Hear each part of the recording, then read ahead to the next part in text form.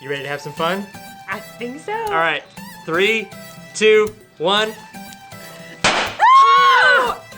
Oh, that was so good for me. How was it for you? Sorry. All right. Well, it's all right. Very few couples It was delayed. finish at the same time. The bottom line, though, is that we both finished, and that needs to be celebrated. That was fun. That was fun. You know, much like sex, there's a build-up, and then there should be a climax. What do you do in a very serious way when really you're having problems with reaching orgasm? Or one spouse is, and it's kind of like we've got this bed warmer that we use because I'm like an old person and I like to have a bed warmer, and it's controlled by both sides. You know, so Ashley has her side, I have my side. Her side stopped working, and only my side worked. Yeah. And what we realized is, like with a lot of parts of marriage, if it's only working for one of you, then it's not working. It's not working. Even though my part was working fine. I'm like, hey, it works fine, but I realized it's not working for both of us, so it's not working. If your sex life is something where it's only working for one of you, and I'm specifically talking about orgasm, if only one of you is reaching orgasm, then your sex life isn't working. That's right. And you got to address it.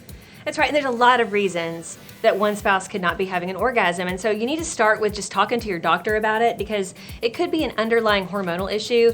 And you know, this is something where there are so many things these days that can help you to have a higher libido and to be able to kind of get there. And as spouses, we want to get each other there. We want to have satisfaction in our sex lives. And so go to your doctor, talk about it. It may be awkward, but you know, especially for women, your gynecologists, they talk about this stuff all day long. And men, go to your doctor as well.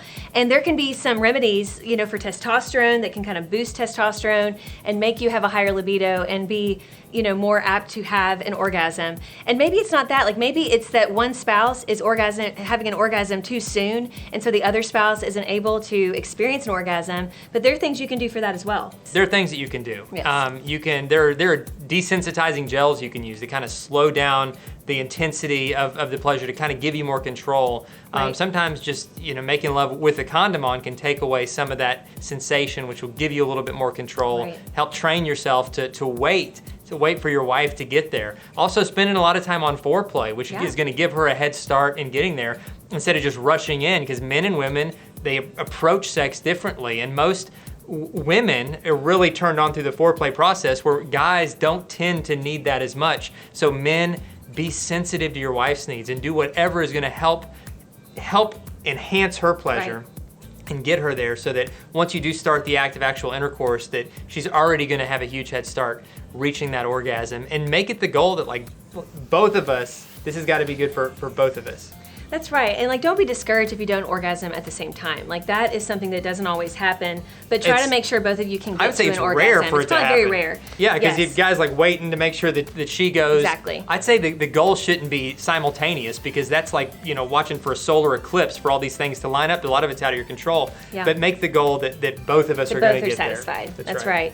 And so just take your time, enjoy it, talk about what you like, what you dislike as far as sensations. Don't talk about it in the moment. Talk about it when you are by yourself, over lunch, without your kids present, obviously, but talk through these things so it's not intimidating for any of the spouses. And just be honest, and then get excited. Foreplay doesn't start in the bedroom. Foreplay lasts all day. It's the conversations you have. It's the flirtatious texts you send each other. And I would even go so far as to say, put it on the calendar.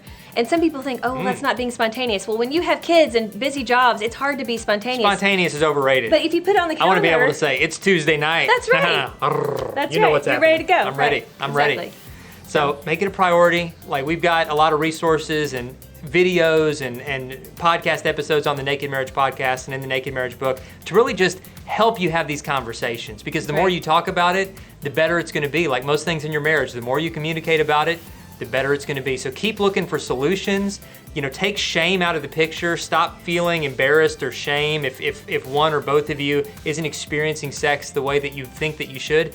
Just talk about it, and you'll be amazed at how that connects you on a deeper level, both inside and outside the bedroom.